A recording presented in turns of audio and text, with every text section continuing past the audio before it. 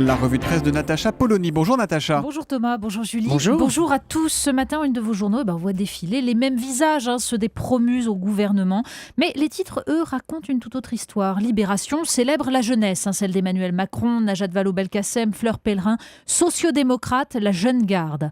Le Parisien veut voir la cohérence, le vrai tournant. Pour le Dauphiné libéré, c'est la cohésion à tout prix. Pour le Républicain lorrain, c'est une équipe au garde à vous.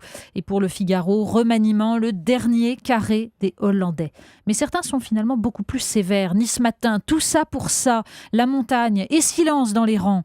L'Écho de la Haute-Vienne évoque la galère et la Marseillaise avec photo d'Emmanuel Macron, mon ami la finance. Je crois que ce matin, il n'y a que la Croix qui ne fait pas sa une sur le remaniement. C'est la Syrie Exactement.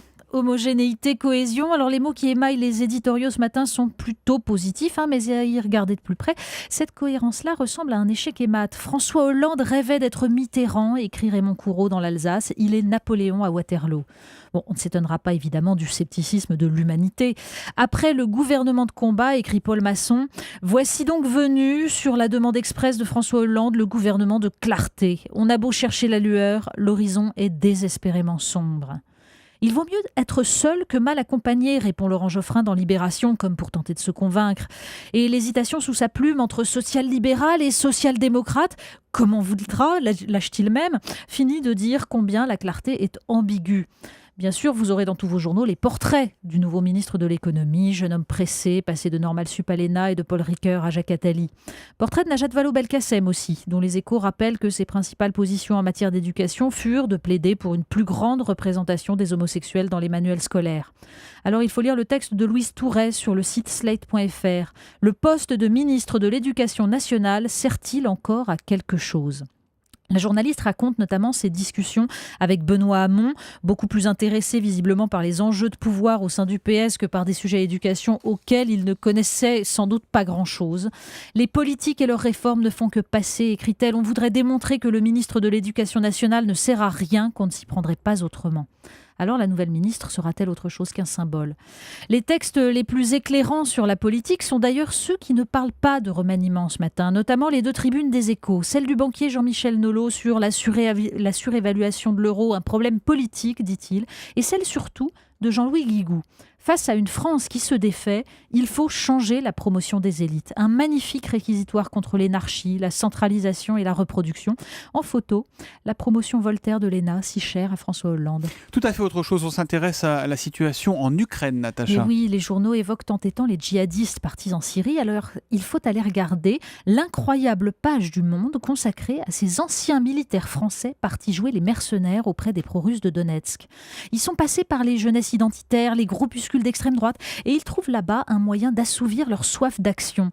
Une preuve que l'admiration pour Vladimir Poutine est un marqueur d'extrême droite ? Sauf qu'à la toute fin de l'article, on apprend qu'il existe à peu près les mêmes côtés ukrainiens, chaque camp accusant l'autre d'aventurisme.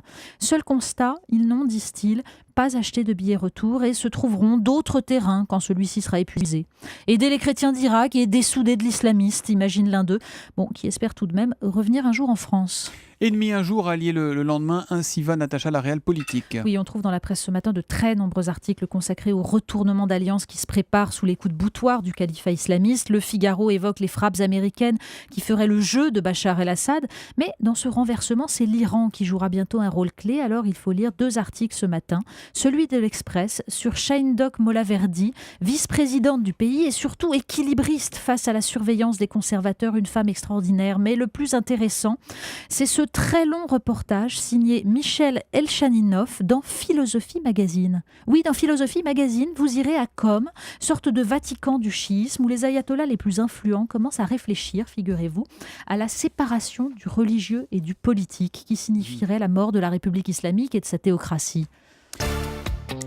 On reste dans Philosophie Magazine. Pour finir, on parle d'intelligence. Oui, c'est aussi dans Philosophie Magazine. Il en offre un échantillon, non Non, malheureusement, mais c'est un passionnant dossier sur l'intelligence et surtout sur ses différentes formes.